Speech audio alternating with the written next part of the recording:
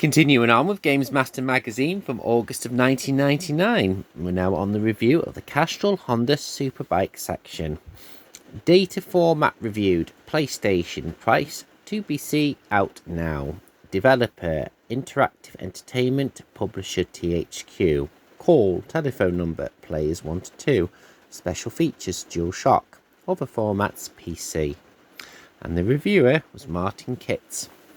Sony and Namcom have got their car driving market pretty much sewn up, leaving room for a classy scooter sim, or a roller skate racer, perhaps, or how about superbikes? Not too many bike racers. The PlayStation are there. There's Motor Racer 2, and so an all-new and rather more hardcore official superbike racing game will be the music to the lug holes of the leather-clad wheelie fans. Castrol Honda Superbikes is suitably officially looking. It's got Castrol, it's got Honda, it's even got Superbikes, which are the Naomi Campbells of the biking world. But is the racing part actually worthy of the license? Hell's Angels. Blimey, is the answer. Castrol Honda Superbikes might have turned a few heads. It's been released before Gran Turismo or even Ridge Racer, but now we've seen it has to offer before. And the endless production line of PlayStation racing clones, the only thing that could be possibly make it to stand out from the crowd is the fact that it has bikes. But unless you are a hardcore biking fan, who cares? The game offers 14 courses, all based on real-life counterparts, but unlike the visual delights of Monaco or an F1 game, or any number of the other fantasy courses, there seem to be some kind of scenery-free wilderness. Grainy buildings pop up from the distance every now and again, but apart from the odd bridge or the spectacular stand, you'll be pleased to identify any of them if you haven't seen the name of the loading screen. So, if it's nothing much more than that, but it's a racing game that counts in a game like this, unfortunately, CHS is just an unsurprising to play as it is to watch. Not bad, chronically average. The bikes don't feel the bikes should.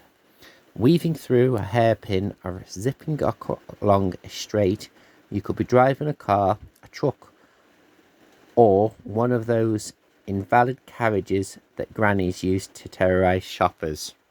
Okay. If you have a DualShock pad, the second analog controller can be used as the throttle, improving the feel of the game without making it the nerve-jangling thrill fest it ought to be. Options. To its credit, CHS includes a stack of tweakable options to tailor the game to your taste and skill level.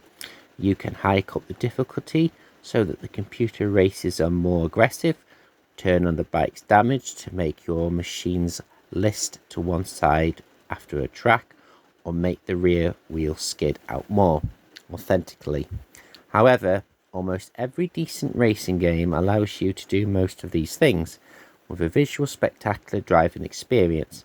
The only thing that makes CHS any different from any other middle-of-the-road racing sim is that you're supposed to be on 2 wheels instead of 4.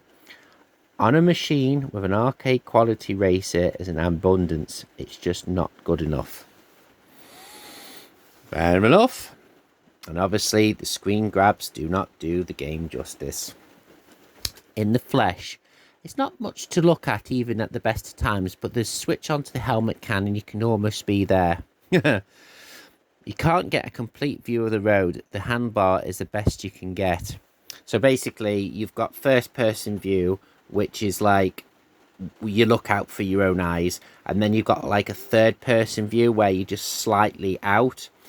There isn't really a second point of view, if that makes any sense. There was a debate in this magazine a while ago regarding that, but who cares? Hitting the shoulder button gives you a reverse look, so you can see who's behind you. That's actually quite common after that. Once you hit the grass, make sure you keep moving or you'll stall and stop. It's only on the straights that you can really let rip. Fair enough. While this view gives the best sensation of speed, you can't see the overtakers well. There's clearly the featureless nature of the track really dull. Just adding a track at night doesn't really add that much variety. You'll often find yourself all alone. Ah. Oops, that's going to ruin his trousers. Straddle your Honda and ride off to the sunset.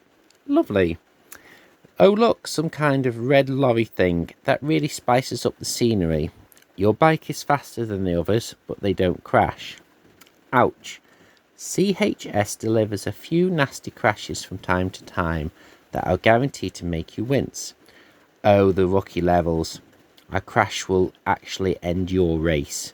But as soon as you go up to the skill level, your bike sustains more and more damage. Until that one turn, and you'll never have scrapped on the track. Bring a friend. CHS is a fun with a friend. Well, there's a lot more, I should say.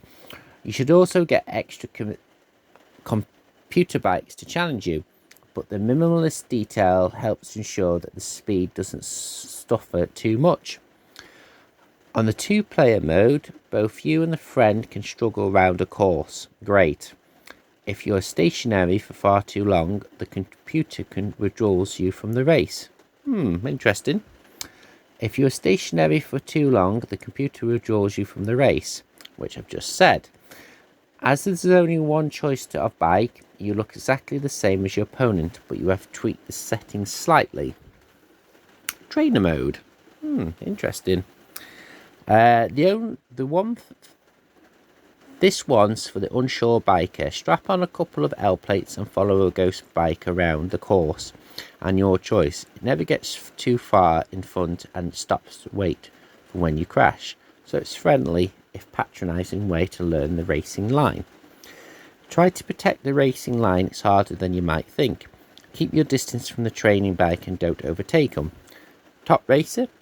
Compare CHS to the PlayStation 2 Top Racers to see what you'll miss out, or an opt out for two wheels instead of 4. Handling, graphics, music, fun. Don't really know much of these. Gran Turismo played. Ridge Racer 4 played. Bloody hell, I miss Ridge Racer. Grainy buildings pop up every now and then, and apart from the odd bridge or spectacular stand, you'll be pushed to identify them. Judgment. Presentation. Grainy graphics look dated, years behind the likes of RR4, with bad sound effects not helping either.